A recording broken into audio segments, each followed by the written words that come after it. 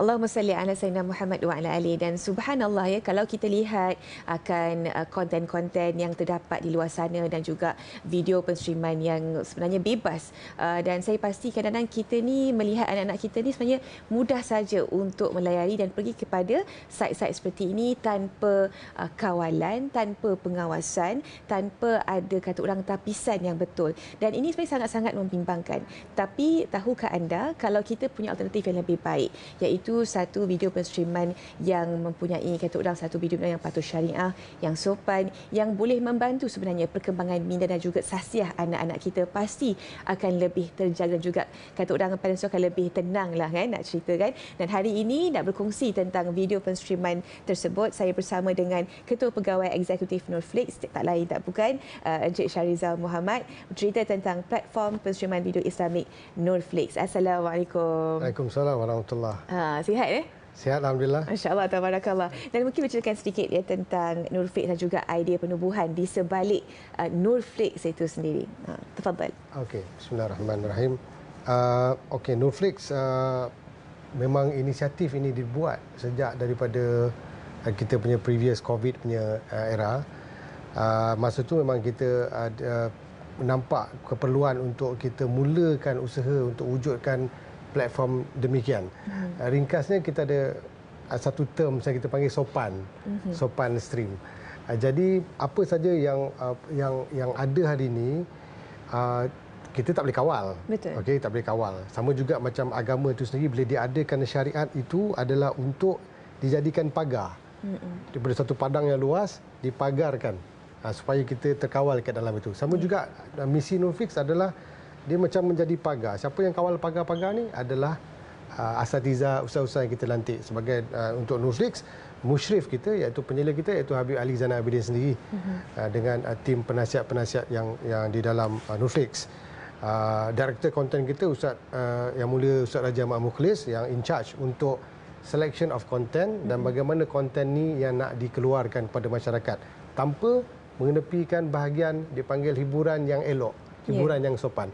So boleh diringkaskan adanya filem, adanya benda-benda yang untuk tontonan hari ini, ada juga bahan belajar, kita wujudkan turas juga untuk belajar kitab.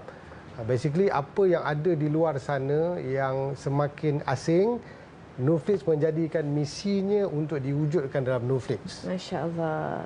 Baiklah, kalau kita lihat tadi kan video teaser tersebut kan rasa macam berkobar-kobar, rasa macam menyentuh hati untuk melihat sebenarnya apa yang nak diceritakan tentang the journey of humankind ini. Dan mungkin nak cerita lebih lanjut tentang baru-baru ini Nurflix apa melancarkan the journey of humankind di Finas, dan mungkin boleh jelaskan sedikit tentang projek ini. Ya, okey. So salah satu katalog macam saya mention tadi, kita ada katalog turas yang kita sedang usahakan.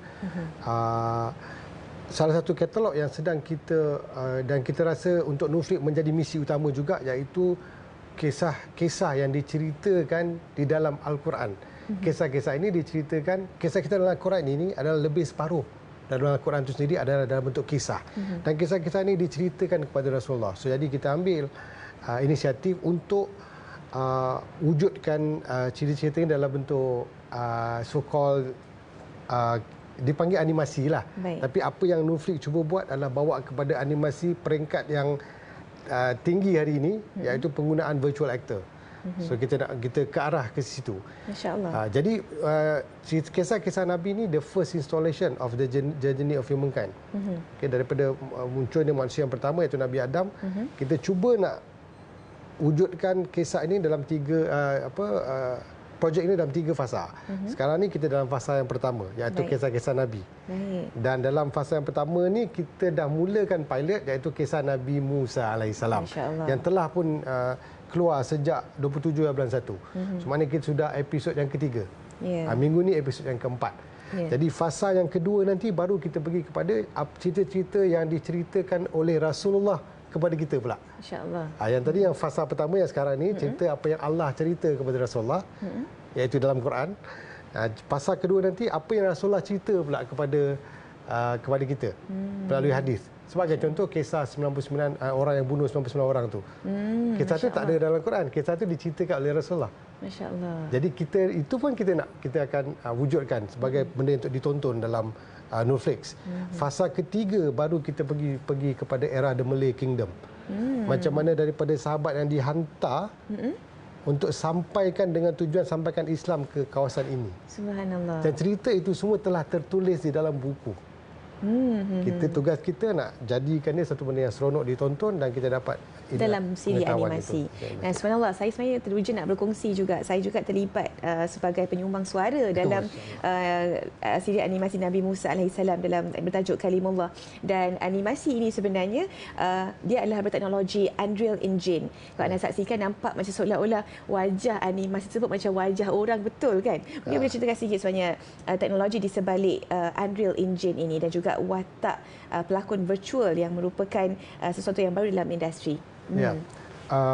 Sebenarnya kalau kita Google virtual actor ni, kita akan nampak gerakan produser-produser terkenal luar negara, Hollywood dia, mereka telah mula menggunakan so-called dia panggil virtual actor untuk memudahkan mereka mencapai misi mereka.